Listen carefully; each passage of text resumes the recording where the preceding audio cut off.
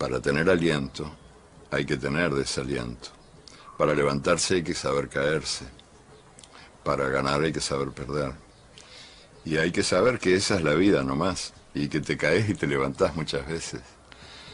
Y algunos se caen y no se levantan nunca más, que en general son los más sensibles, los más fáciles de lastimar, digamos, ¿no? La gente a la que más le duele vivir, la gente más sensible, es la más vulnerable. Y en cambio, estos hijos de puta que se dedican a atormentar a la humanidad viven vidas larguísimas, eso no se mueren nunca. Eduardo Galeano, one of Latin America's greatest writers, has died at the age of 74. Born in Uruguay, his trenchant but poetic prose came to be identified with the struggles and the soul of an entire continent. We asked his friend and fellow writer Tariq Ali what made Galeano special. I think Eduardo Galeano was a very unique person in the history of the South American continent. What Simon Bolivar accomplished with his sword, Galeano attempted to accomplish with his pen. He wrote about the entire continent. He covered aspects of history that had been unknown to many, many people in South America, leave alone the rest of the world. He wrote about the indigenous people. He wrote about the workers of South America who built the lines on which trains crossed borders. He was a lyrical journalist. And I think he was both optimistic and pessimistic. His will was very optimistic. His intellect could be pessimistic. Why? Because he had observed with his own eyes the period of military dictatorships in South America, when American imperialism attempted to crush the resistance in every single South American country. And in Galeano's own country, Uruguay, the repression was vicious. So he's lived through that phase, and then he lived to see the rise of the World Social Movement in Porto Alegre. He lived to see the victory of the Bolivarians in Venezuela, in Ecuador, in Bolivia. He lived to see the recovery of democracy in his own country, Uruguay, and he saw Mojica become the president of Uruguay, a former Tupamaros guerrilla. So he naturally felt both pessimistic and optimistic. And the most important thing about him is that his example of writing pure, truthful journalism, of telling stories about the lives of ordinary people, that many young journalists today could learn from. Galeano's reflections were very clear. They were expressed in all his books, many of his essays, and the numerous interviews he gave.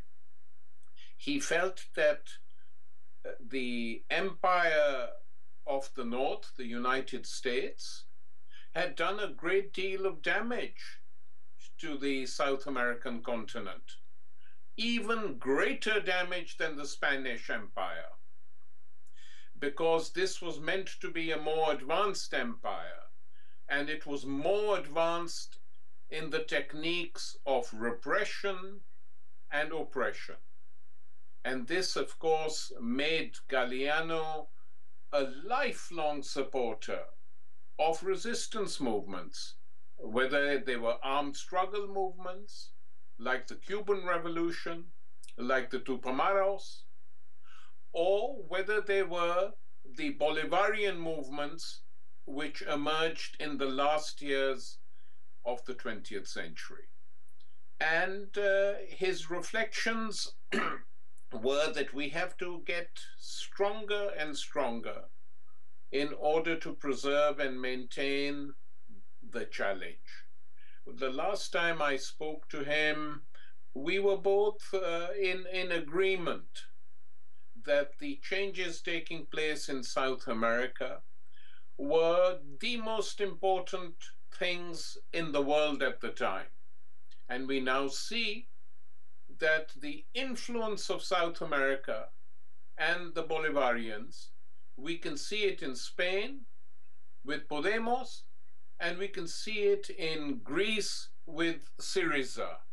So this bridge that has been built, a bridge of ideas, this appealed to Galeano very much.